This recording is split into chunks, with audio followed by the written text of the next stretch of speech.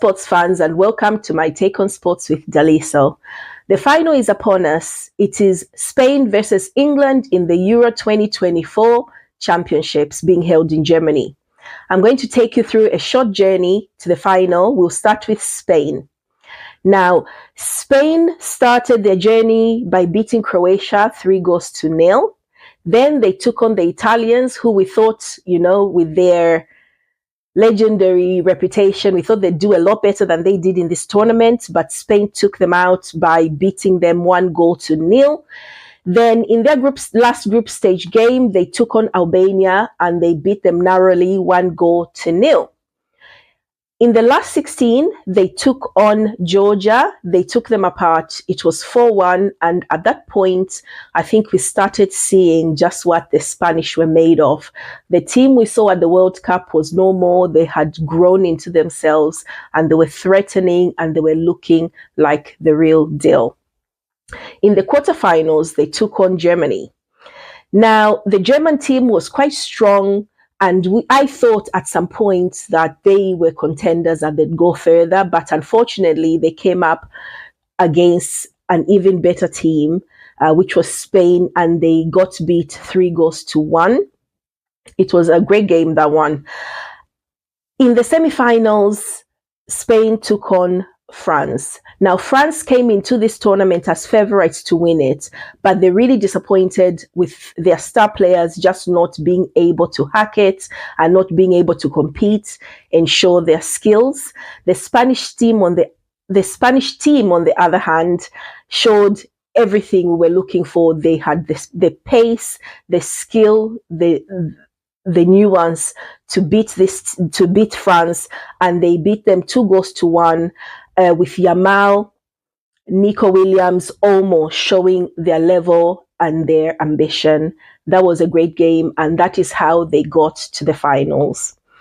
England, on the other hand, had a lot less of an easy path to where they are. In the group stages, they started their tournament with Serbia, who they beat 1-0. And just from that win, although they did win it, we started wondering if some of the team or the combination of the teams, in fact, were not merging together very well. You saw the midfield, it had everybody. You've got Declan Rice, you've got Bellingham in there. And at that point, I think we had Alexander-Arnold because, we were really short of an extra midfielder or an experienced one, but that did not work. So Southgate, I think, so quickly, and everyone in the country were a bit concerned because that just didn't work. We didn't do really well. So, we still beat Serbia 1-0, which was great. Then we go against Denmark in our second game, and that was hard going. It was a draw. We saw Alexander-Arnold sitting out on the bench, and Mainu joined the team. Mainu showed a lot of character and just what we were missing in the first two games, So he came in and he literally, I think, transformed that midfield, made us a bit more effective. Regardless, it was a 1-1 draw, and it was a bit disappointing because I picked these guys up.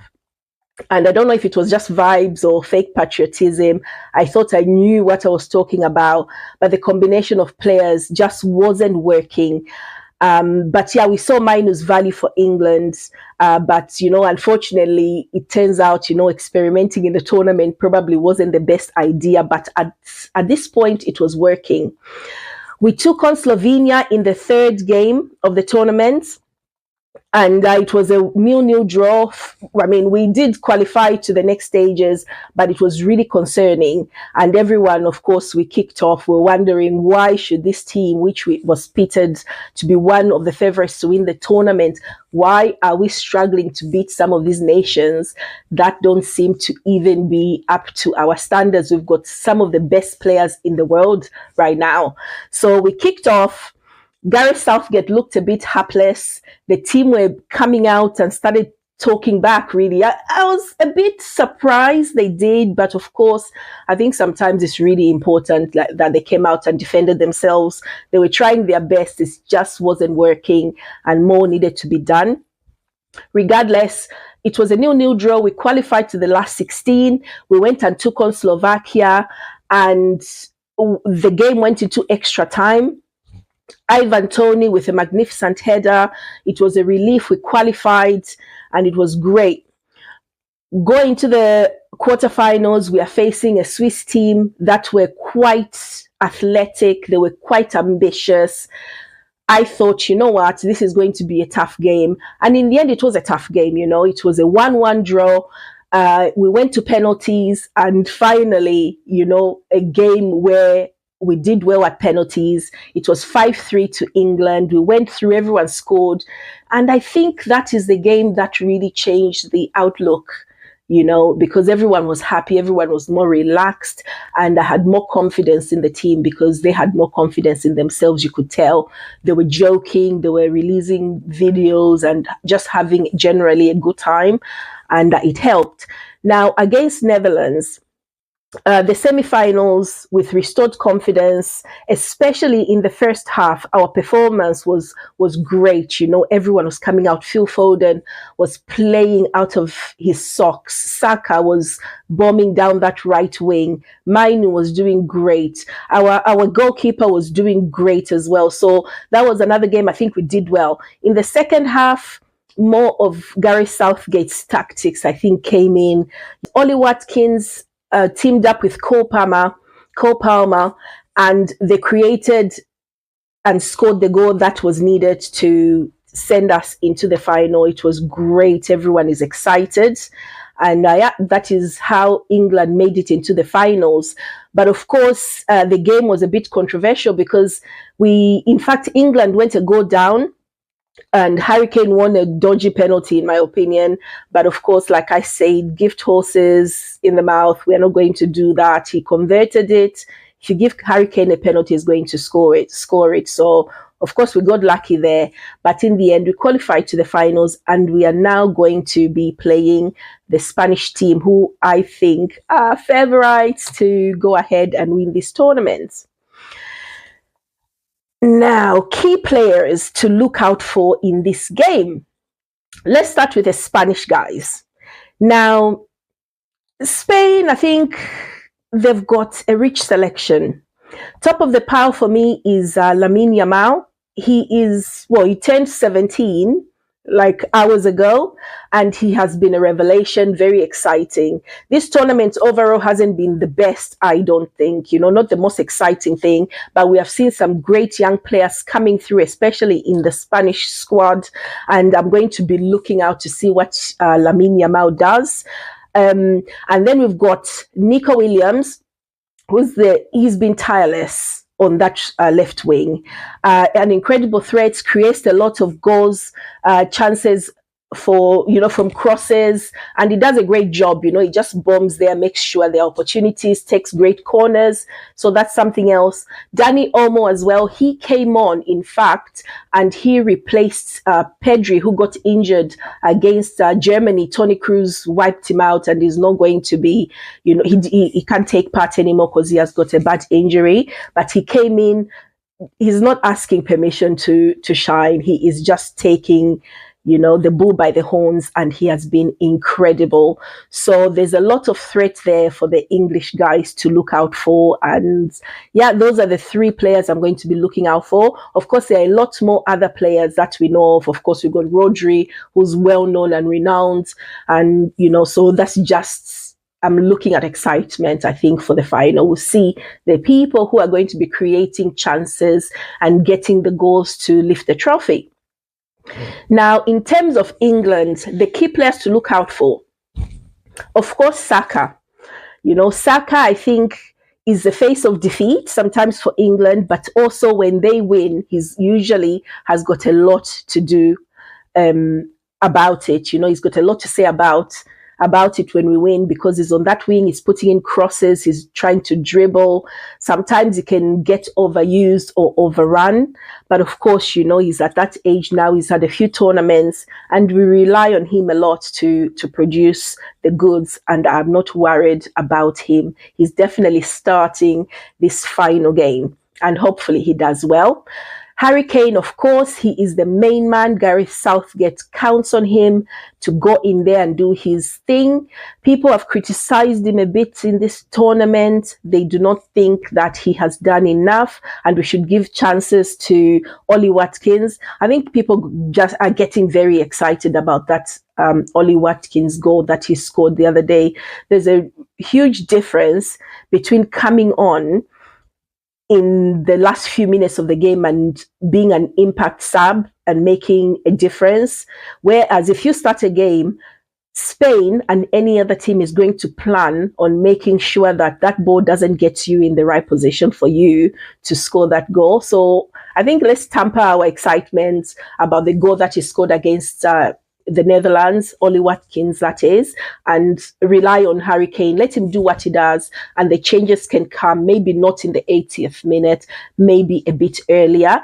But yes, Harry Kane starts, I reckon. Phil Foden's efforts as well in the last few games, I think, have been good. They haven't really, maybe not enough goals scored, but he has put in the effort. It's not always that when a player doesn't score that they are not doing anything to impact the game. I think he has done enough, and knowing Gareth Southgate, he knows what he wants. If he doesn't start, that's something I wouldn't mind, but I reckon if he starts, he's going to do his best. At least he'll run at the defenders and tire them out enough for when our subs come on to do something.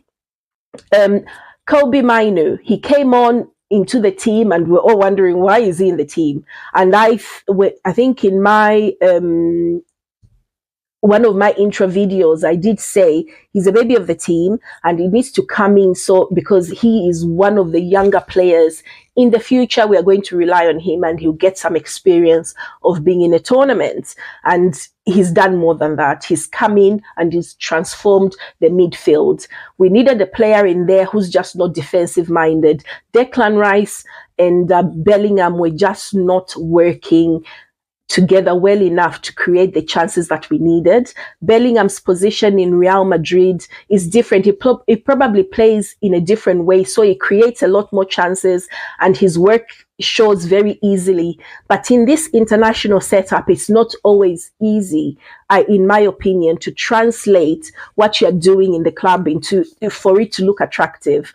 In the background, he looks good, Bellingham. I think you can see what he's doing and what he's trying to do and his impact. But creating chances, in my opinion, it's not as effective. But with Kobbie Mainoo coming in, the chances, you can see the defenders need to focus on him to break up his rhythm.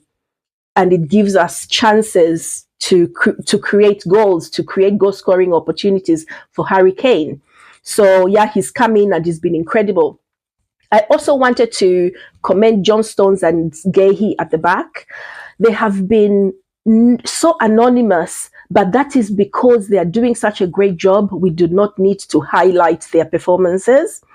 They have been steady. They have been keeping everyone sane.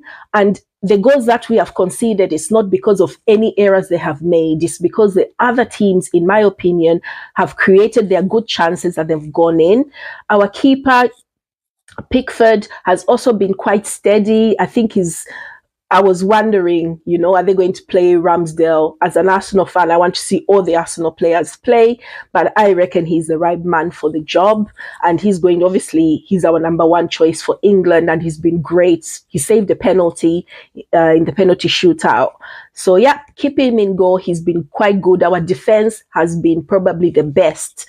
I thought the midfield were going to be the best because I thought the back four were not as great, but it has turned out that our last line of defense has been probably the most effective in the tournament. They've kept us in it. So, that's the way it's going to be. Head to head, let's see what we know about this fixture. Now, It's been quite some time since England has played Spain, and the last games I can see were when England, they played in 2018, and England beat Spain 3-2, and then in the other game, Spain beat England 2-1. So for me, it looks like it's going to be a 50-50 match, It's going to be a 50-50 match because styles, in like boxing, styles make fights, but in football as well, styles, they can neutralize each other, they can inspire each other, but it just depends on how much the attackers, both wings, are going to be very instrumental in who gets what. Do I think there'll be a lot of goals in this game? I'm not sure. We might get a few goals, probably 3 or 4 goals. We'll see. I'm going for 4 goals in this match. I don't think it's going to go into extra time. I think it's definitely going to be one of those games where we get a result after 90 minutes and then we see what happens. Now, Spain, in my opinion, are probably going to stick to, their high press, quick passing, disrupt England's rhythm, which there isn't much of, to be honest. But the thing is, in a defense where you've got midfield where you've got Declan Rice, Bellingham, and a decent defense, I'm not sure. Well, you've got Rodri playing for Spain as well, who's quite defensive minded and is great. He can be progressive as well. We'll see what happens, but I think this game is going to be a very, very tough one for England. In my opinion, the Spanish are just performing at a very high level. So let's see what happens. England are probably going to try and exploit their speed on the wings with Saka, with Foden cutting back, Saka bombing down the left. I'm hoping maybe the Spanish will be too proud to be too defensive. That is the way in. Kobe Mainu as well tried to break up play, try to be more progressive and see if he can get the ball into Harry Kane, and hopefully he'll be in a good position to slot it in. If that doesn't work, some changes earlier than the 80th minute are the way to go, but we do have some decent options on the bench. But the wide areas are going to be super important. So I reckon, so let's start with the Spanish lineup. This is possible lineup for Spain. Of course, in goal, you've got Unai Simon, who has started throughout, Carvajal from Real Madrid, Robin Lenormand, Laporte, who used to play does he still play for Man City? I think he does. Marco Cucurella, Chelsea. I remember him from Chelsea. You've got Rodri. Now, Fabian Ruiz has been incredible in this tournament so far. I see him running everywhere. I see him taking chances at goal. He's brilliant at that, and we have to be really careful. I think it will be fine because you've got Declan Rice probably covering in that position, and he's not going to hopefully have too many shots on goal. Fingers crossed, because that's the last thing we need.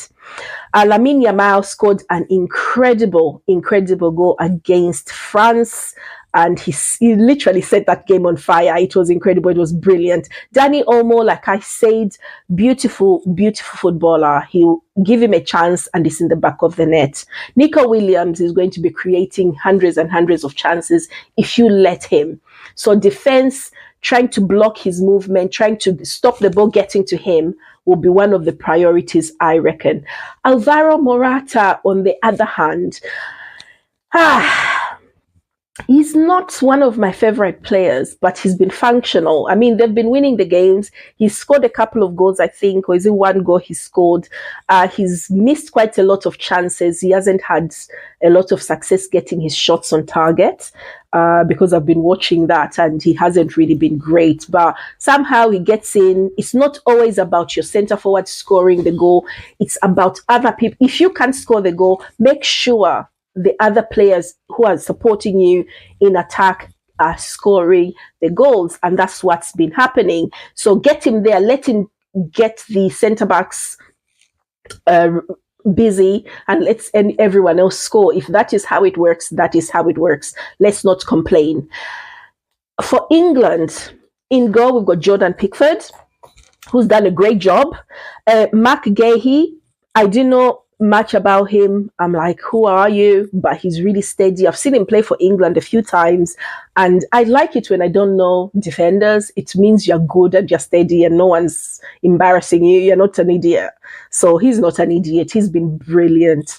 Although when Konsa came on to cover for him, when he was suspended, I think, in one of the games, he also did a great job.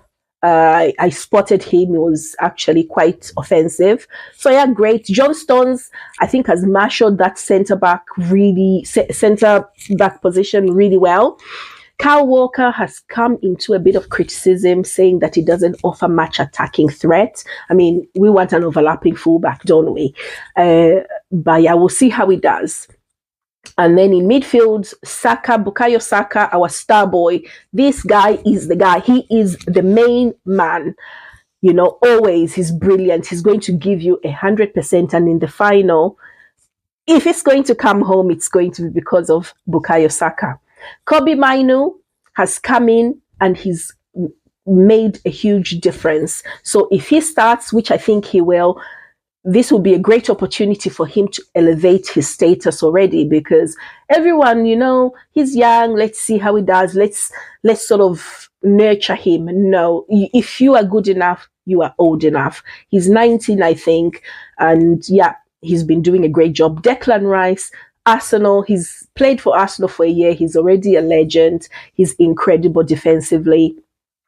Kieran Trippier. Now, in the last game against the Netherlands, he looked a bit frustrated. He was really struggling on that left to be effective and was getting taken advantage of a little bit. He ended up getting substituted. I think at some point, Luke Shaw came in. So it might be him or Luke Shaw to start. I think Luke Shaw is not very fit at the moment. So we'll see how that works. We've got Jude Bellingham in there as well, who sort of plays off. He's supposed to be playing off Declan Rice. They're supposed to be helping each other out, or he's supposed to be helping Kane to make things happen. I don't know what position he's going to play or how effective he's going to be. And I'm hoping he is, because he's one of the best players in the world. Phil Foden, like I said before, I think despite him not scoring in the last few games, Phil Foden has actually been very energetic, very consistent. You don't have to score a goal to be effective or to add something, to add value to a game. And for me, he has done that. He's taken shots. He's not shy. He's not passing the ball back to the midfield or to the defense. He is going for it. So if he starts, I put all my trust in him. I think if anything happens, you know, put him in, let him do his best. He deserves the spot in the squad. Harry Kane, what can you say about Harry Kane? This guy, give him a chance, he'll score for you. He's one of England's best goal scorers. So I reckon he is going to, well, he's definitely going to start. So we'll go from, we'll see what happens. We'll see what happens. But yeah, Harry Kane is the guy who's going to be leading the lineup. Now, let's go to my predictions and final thoughts. I'm going for 50-50. You know, for me, it's 50-50. Any of these two teams, they're good enough. Either of these teams can win this tournament. But let's be real. From what we have seen so far, apart from the Netherlands game where England had a good half, Spain have been consistently good. They have taken on better opposition and they have rolled over some of them. They have been absolutely magnificent. Spain's experience as well in handling big matches is probably better. But I am predicting Spain to win 3-1. I am sorry. I am really sorry, but this is serious business and I need to actually give you my logical thoughts. I'm using logic. I'm not using emotion. What I want to happen is something else. But what I think is going to happen is another thing altogether. Spain, for me, I think will win 3-1. I think they're going to be too strong for England, right? I would love to be wrong. And if I'm wrong, you know what? I'm going to enjoy being wrong for the first time ever, because, you know, I don't like being wrong, but if I'm wrong, it would be amazing. But yeah, I predict for Spain to win 3-1 in 90 minutes. I don't think we're going to see any more. But yeah, I'm sorry. Spain to win 3-1. That is my prediction for this match. So there you have it, folks. The stage is set. The battle will be epic. Tune in for the final of the Euro 2024 between Spain and England. Now, despite my prediction, I am hoping that it comes home and we are going to cancel all plans for Monday for now, because hopefully England are going to win this and we're all going to go to London and join them celebrating in the street. But yeah, so those are my final thoughts. Please do not forget to like this video, subscribe, and share with your friends and family. Thank you so much, and thank you for joining me for my take on sports with Daliso.